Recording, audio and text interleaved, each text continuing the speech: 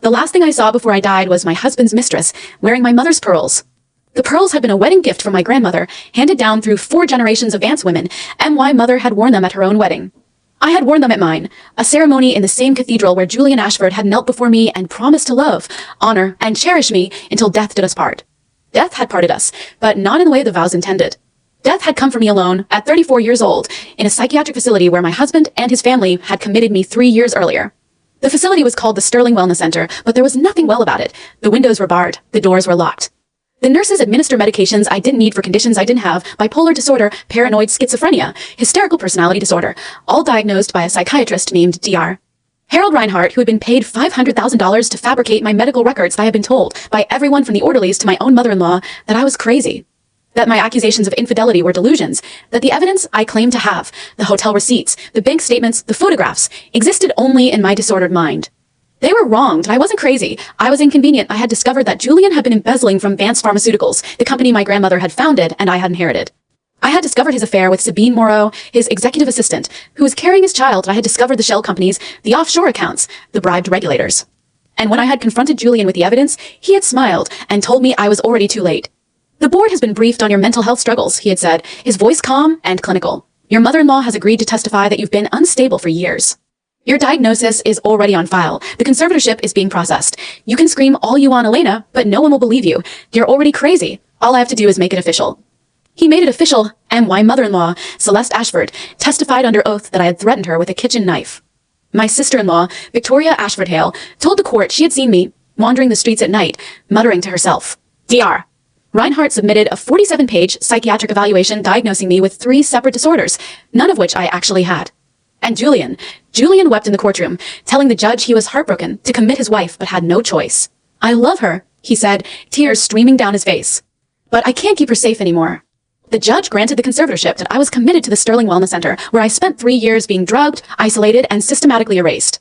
My grandmother's company was stolen, and my mother's pearls were given to Sabine. And on a cold February morning, when my body had been so weakened by the medications that my heart could no longer sustain itself, I died. My last sight was Sabine standing in the doorway of my room, my mother's pearls around her neck, her hand resting on her pregnant belly. Don't worry, Elena, she said softly. I'll take good care of your family, your husband, your legacy, everything you left behind. You can rest now. I closed my eyes. The darkness swallowed me, and then there was light. System initializing. Host detected. Elena Vance Ashford. Status. Deceased. Cause. Involuntary manslaughter via forced medication, medical fraud, and systemic institutional abuse. Compatibility. 99.9%. Activating karmic rebirth protocol. You have been wronged beyond mortal measure. You are granted one chance to return. Use it to expose what was hidden. Use it to balance the scales. Initiating temporal rewind. 10 years. Skill unlocked. Absolute documentation. Every act of cruelty, every conspiracy, every hidden crime will be recorded with forensic precision: audio, video, digital footprints, financial records, medical records, witness testimony. Nothing will escape. Nothing will be forgotten. I opened my eyes to the ceiling of a room I had not seen in a decade. The master bedroom of the Ashford estate, the silk wallpaper, the crystal chandelier, the wedding portrait above the fireplace, my face frozen in a smile that I now knew was the smile of a woman who had no idea she was walking into her own grave. I was 24 years old. I had been married for 6 months. The embezzlement had already begun. Julian had been siphoning funds from Vance Pharmaceuticals for at least a year, using the company credit cards and falsifying expense reports. The affair with Sabine had already started, though I wouldn't discover it for another 3 years. And the conspiracy to have me declared insane, the fabricated diagnoses, the bribed doctors, the false testimony, was already being planned in whispered conversations I had been too trusting to overhear. Not this time. The system pulsed at the edge of my consciousness, a quiet hum of power. Asterisk, asterisk, first evidence file created, subject, Julian Ashford, corporate credit card fraud, date, present day. Evidence, digital transaction records showing personal expenses charged to Vance Pharmaceuticals accounts, status, logged. I sat up in bed. Julian was beside me, still asleep, his face peaceful and untroubled. He looked like the man I had fallen in love with, the charming, attentive, brilliant man who had swept me off my feet at a charity gala 3 years ago, but I could see him now, the real him. The predator beneath the mask. I leaned close to his ear and whispered, I know what you're doing, Julian, and I'm going to destroy you. He stirred, mumbled something, rolled over. He hadn't heard me, but he would. Soon enough, he would. The first secret came that same morning, 30 seconds after I walked into the kitchen. My mother-in-law, Celeste, was at the breakfast table, sipping her morning coffee and scrolling through her phone. She looked up when I entered, her smile as warm and practiced as ever. Elena, darling, how did you sleep? Her phone screen was visible from where I stood. She was texting someone. Sabine, I realized, recognizing the contact photo of a young blonde woman with a predatory smile. The message thread was open, and the most recent text, sent just moments ago, read, "Asterisk, don't worry, sweetheart. Julian has everything under control. The doctor's appointments are already scheduled. By this time next year, Elena will be in a facility and you'll be in the main house. Just be patient." Asterisk. The system chimed. Asterisk, asterisk. Evidence file number 0042 created. Subject, Celeste Ashford. Conspiracy to fabricate medical diagnosis for purposes of involuntary commitment. Text message preserved with metadata. Co-conspirator, Sabine Moreau. Status, logged. "Like a baby," I said, pouring myself a cup of coffee. I had the strangest dream, though did I dream that someone in this family was plotting to have me committed to a psychiatric facility. Isn't that bizarre? Celeste's coffee cup paused halfway to her lips. Her eyes flickered, a momentary crack in the facade. "That is bizarre, dear. Dreams can be so strange." "They can, but sometimes they're not dreams at all. Sometimes they're warnings." I smiled and walked out of the kitchen before she could respond. The evidence was already mounting, and this was only breakfast. The secrets came faster after that. Every few dozen seconds, a new revelation. Every hour, a new conspirator. Every day, a deeper layer of rot. Julian's sister, Victoria, was not just aware of the conspiracy. She was actively participating, using her position as a junior associate at the family's law firm to draft the conservatorship documents. The system captured her emails, her text messages, her recorded phone calls discussing the Elena problem with her mother and brother. Evidence files number 0187 through number 0243, Victoria Ashford Hale. Conspiracy to commit fraud, forgery of legal documents, perjury. Dr. Harold Reinhardt, the psychiatrist who would eventually fabricate my diagnosis, was already on the Ashford payroll. Julian had been paying him a monthly retainer of $20,000 for consulting services that consisted entirely of building a false medical history for me, backdating records, and preparing the ground for my eventual commitment. Evidence files number 0244 through number 0312, Dr. Harold Reinhardt, medical fraud, bribery, conspiracy to commit involuntary commitment. Sabine Moreau was not just Julian's mistress. She was the daughter of a business rival, Mark Moreau, who had been trying to acquire Vance Pharmaceuticals for years. Julian was planning to sell the company to Mark once I was safely institutionalized, splitting the profits with Sabine and setting themselves up as the new ruling family of the pharmaceutical empire my grandmother had built. Evidence files number 0313 through number 0581, Sabine Moreau and Mark Moreau, corporate espionage, conspiracy to commit fraud, conspiracy to commit involuntary servitude. And Julian was the worst of all. He had never loved me. He had targeted me from the beginning, identifying me as a wealthy heiress with no living family to protect me. He had studied my vulnerabilities. He had rehearsed his charm.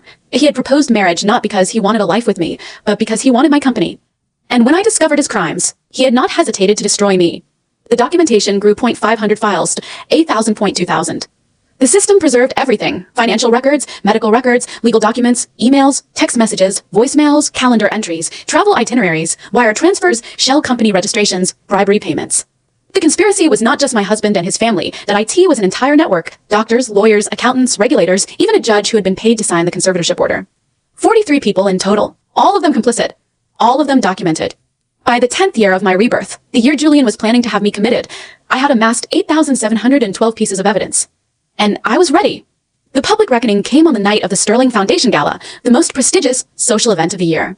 The Ashford family had hosted the gala for 3 generations. IT was held in the ballroom of the Ashford estate, a cathedral of marble and crystal that could accommodate 900 guests. Senators, CEOs, federal judges, and socialites filled the room, their diamonds glittering under the chandeliers. Julian was scheduled to give the keynote address, announcing the exciting new direction of Vance Pharmaceuticals under his leadership. Sabine was on his arm. My mother-in-law was in the front row, beaming. Victoria was working the room, charming donors and dignitaries. And I was standing at the back of the ballroom, waiting for my moment.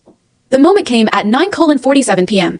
Julian ascended the podium, his smile radiant. "Ladies and gentlemen, thank you for joining us tonight. The Sterling Foundation Gala is a celebration of everything the Ashford family stands for: integrity, excellence, and a commitment to building a better world."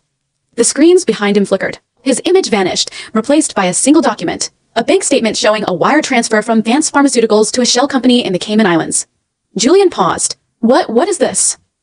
The document changed. Another wire transfer, another shell company, an email from Julian to Dr. Reinhardt, discussing the timeline for Elena's commitment. A text message from Celeste to Sabine, promising that by this time next year, Elena will be in a facility and you'll be in the main house.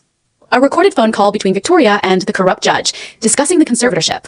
A photograph of Julian and Sabine at a hotel in Maldives, taken 2 years earlier, their arms wrapped around each other. "I've been waiting for this moment for 10 years, I said, stepping onto the stage. The microphone carried my voice through the silent ballroom. "My name is Elena Vance." I am the granddaughter of Eleanor Vance, the founder of Vance Pharmaceuticals. I am the majority shareholder of this company. And I am the woman that Julian Ashford, Celeste Ashford, Victoria Ashford Hale, Dr. Harold Reinhardt, Sabine Moreau, Mark Moreau, and 37 other co-conspirators have been plotting to destroy. The ballroom erupted. Julian lunged toward me, but I held up my hand, and the screen behind him shifted to a live video feed, federal agents, standing at the back of the ballroom. The lead agent raised her badge. Julian Ashford, you are under arrest for conspiracy to commit murder, fraud, embezzlement, and racketeering. The doors burst open. Federal agents streamed in, moving through the crowd with practiced efficiency. Julian screamed. Sabine tried to flee and was intercepted by 2 agents. Celeste collapsed in her chair, her face white as bone. Victoria was handcuffed at the bar, still holding a champagne flute. And I stood at the center of the chaos, my mother's pearls around my neck, watching the empire of lies crumble into dust. The evidence, I said, my voice carrying over the chaos, has been submitted to the Department of Justice, the Securities and Exchange Commission, and the New York Times. 8,712 documents, 43 co-conspirators, 10 years of crimes. It's over. Julian, it's all over. Julian twisted in his handcuffs, his face contorted with fury. I loved you. In the beginning, I really loved you. No, Julian, you loved my company. You loved my money. You loved the idea of being the man who conquered the Vance fortune. But you never loved me. And now everyone in this room knows it. The agents dragged him away. Sabine followed, her mascara streaming. Celeste was let out, her composure shattered. Victoria was still screaming as they took her through the doors. I stood alone on the stage, the screen still scrolling with evidence. The guests were frozen in their seats, their faces a mixture of shock and awe and dawning, horrified comprehension. I picked up the microphone one last time. My grandmother used to say that the truth will always come out. IT may take time, IT may take patience, but it cannot be buried forever. Tonight, the truth came out. And the Ashford family will never be able to bury it again. I walked off the stage. The applause, when it came, was thunderous. Third-party objective commentary. By Margaret Banston, retired Chief Justice, New York State Supreme Court. What distinguishes the Vance-Ashford case from other corporate fraud prosecutions is the extraordinary quality of the evidence. In 37 years on the bench, I have never seen a more meticulously documented conspiracy. The records were not merely comprehensive, they were predictive. Elena Vance had preserved evidence of crimes that, at the time of her documentation, had not yet been committed. The legal debate this will trigger around temple forensics will likely occupy courts for decades. The psychological acuity of her approach is equally remarkable. Elena did not merely gather evidence. She allowed the conspiracy to mature to its fullest extent. By the time of the Gallo exposure, every co-conspirator had incriminated themselves beyond any possibility of denial. Julian Ashford's embezzlement had reached felony thresholds, DR. Reinhardt's fraudulent diagnoses had been signed, filed, and notarized. The corrupt judge had accepted bribes documented in wire transfers. Each participant had walked, willingly and deliberately, into a trap that took 10 years to spring. Her grandmother taught her that the truth cannot be buried forever. What Elena understood, what her enemies did not, is that the truth, in the right hands, is not merely a defense. IT is a weapon. And when wielded with 10 years of patience, it does not merely wound, IT annihilates. The trials lasted 3 years. Julian Ashford was convicted on 41 counts, including conspiracy to commit murder, fraud, embezzlement, and racketeering. He was sentenced to life in prison without the possibility of parole. Sabine Moreau was convicted on 23 counts and received 25 years. Mark Moreau was convicted on 31 counts and received life without parole. Celeste Ashford was convicted on 18 counts and received 20 years. Victoria Ashford Hale was convicted on 14 counts and received 15 years, DR. Harold Reinhardt was convicted on 27 counts and received 30 years, his medical license permanently revoked. The corrupt judge was impeached, disbarred, and sentenced to 12 years. The remaining 37 co-conspirators received sentences ranging from probation to 25 years. Vance Pharmaceuticals was returned to my control. The Ashford estate, the mansion where I had been held prisoner by medication and isolation, was sold at auction, the proceeds donated to a foundation for victims of institutional abuse. I rebuilt my grandmother's company. I expanded its reach into rare disease research, using the profits Julian had tried to steal. I established a legal fund for women fighting fraudulent conservatorship that I testified before Congress about the need for reform in the psychiatric commitment system. And I wrote a memoir, The Woman They Couldn't Silence, that spent 217 weeks on the bestseller list. 15 years after the gala, I stand on the rooftop of Vance Tower, looking out at the city that I now own more of than anyone else alive.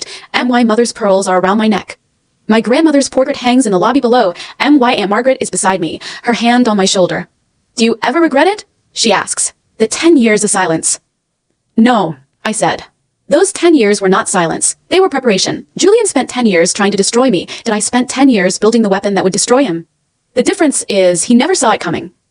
The wife who was supposed to disappear became the woman who brought down an empire. The woman they called crazy was the only one who saw everything clearly. And she's just getting started.